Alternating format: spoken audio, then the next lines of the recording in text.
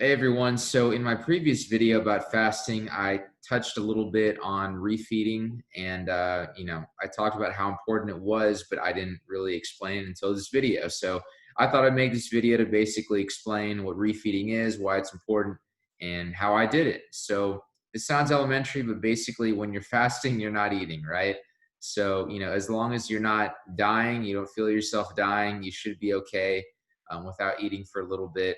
But nonetheless, refeeding is basically what the word is saying, right? So refeeding, you're eating again after fasting for an extended period of time or whatever period of time it is, right? So above all, keep it simple. At least for me, I can tell you a bit about what I did, some mistakes I made, and then we can go from there. But basically, I ate lean ground turkey and I ate broccoli. So I tried to keep the protein source clean. I tried to keep it, I guess, lower fat, easy to digest, right? So the idea is try to pick two simple foods and stick to them. So I kept it mostly plant-based. Not that I have anything against meat because I do love eating meat. I guess as a Texan, I love my brisket. I love my barbecue. But in this sense, with the fasting, I kept an 80-20 rule.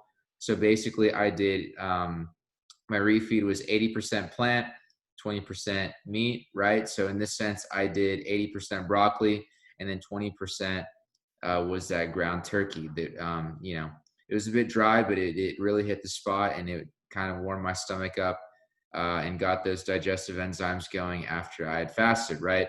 So basically, you don't want to eat an entire big block of meat because, as I mentioned before, when you're fasting, you're basically shutting down your digestive enzymes. So when you're doing that, you don't want to completely overwhelm your system with, something that's high calorie, high fat, high protein, the whole thing, and your body's going to freak out. So whatever protein source you choose should be lean. That's what I did. So I kept my refeed low carb. So basically, again, eating will spike your insulin levels. So basically, just don't eat a huge block of meat and don't eat a big smorgasbord of food.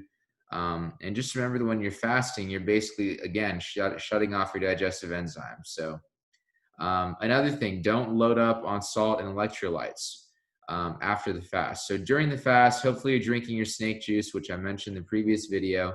So you should be good on electrolytes during the fast. So I don't know exactly what the science is behind it. I simply know what I experienced both times when I did it the right way, I did it the wrong way first, did it the right way after. So basically, I don't know the science, but having too many electrolytes post fasting can be bad. And I later found out it can damage your cellular membranes. So in hindsight, that's what I did when I came off my 48-hour fast. So when I came off my 48-hour fast, I knew nothing about refeeding. So I'll just kind of run through what exactly I ate, whatever was kind of in my fridge at the time. So I cooked up 3 eggs. I had some leftover shredded chicken. I had rice, beans, avocado. I made like a little spinach salad with some tomatoes. And then for dessert, I had half a banana. So I guess I was I wouldn't say I was famished, but I was definitely hungry, right? So I guess I ate all of that. It wasn't that I ate a ton of food per se. It was more of just this wide variety of foods, and I put it all in my stomach in a short period of time after I came off a 48-hour fast. And it wasn't good. It was just, I guess it was too much food, and you want to keep your meals small. And I ended up feeling a bit sick later, not to the point to where, I was really sick, but, obviously a little bit of discomfort in your stomach. I was lethargic. I was a bit sluggish and slow. So I definitely wouldn't suggest doing that. So what did I do wrong here? Basically everything. So, you don't want to eat eggs because they're high in sodium.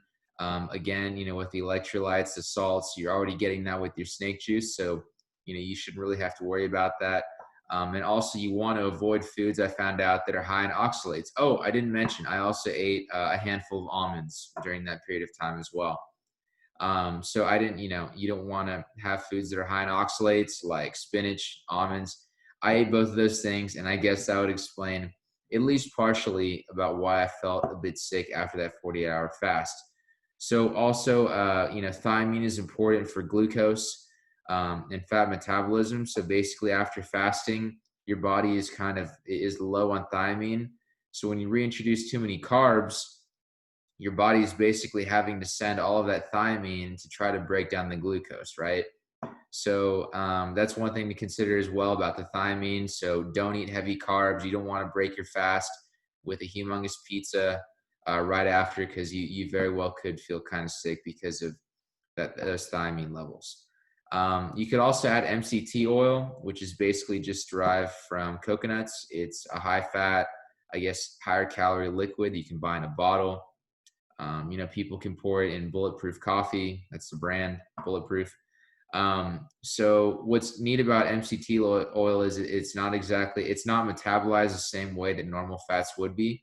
So it can be a great way to supplement fats if you want, if you're on a keto diet, or maybe if you're not even keto, you just want something to where you want higher fats in your diet because they make you feel better. You want to supplement some sort of higher fat in your regimen, right? So you can do that. But basically try to keep your diet pretty basic for a few days. There's no need to overanalyze this. I know I threw out a lot of stuff out there basically about my experience, mistakes I made, what I could have done, what I did after my 72-hour fast. But basically, if you're reincorporating foods and you're eating again and you feel bloated, constipated, or sick, it's probably a good idea to stop, and kind of reflect and see, okay, what am I eating that's potentially making me sick? So also remember that part of the reason why you're doing this fast, in a sense, I mean, people have different reasons, whether it's for fat loss, for mental clarity, for, whatever it may be, right? So just keep in mind that fasting can be a great opportunity to basically find out what's going wrong in your stomach or with your body, right? So you don't want to completely overwhelm your system. So again, this is where snake juice comes in handy. Snake juice, drinking that is crucial. So you know that you're getting your adequate salts, electrolytes. And basically, if you spent your time during your fast drinking that snake juice, your body, your stomach should already be prepped for, what's to come when you eventually start eating and start digesting food again very slowly. So, as long as you're not doing just a complete water fast to where you're only drinking tap water, which I don't recommend. So drink the snake juice. Your body should be prepped. Your stomach should be prepped for it. And that's basically it. So, let me know how your experience with fasting goes. If you're new to it, if you're experienced, or even if you just have any little anecdote or story to share about it, I'd love to hear about it. Again, I'm not a doctor. I'm simply just a guy who's, looking forward to hearing other people's experiences, sharing my own, sharing ideas. And I'd love to hear about, what fasting has done for you. So comment below, and I will talk to y'all soon.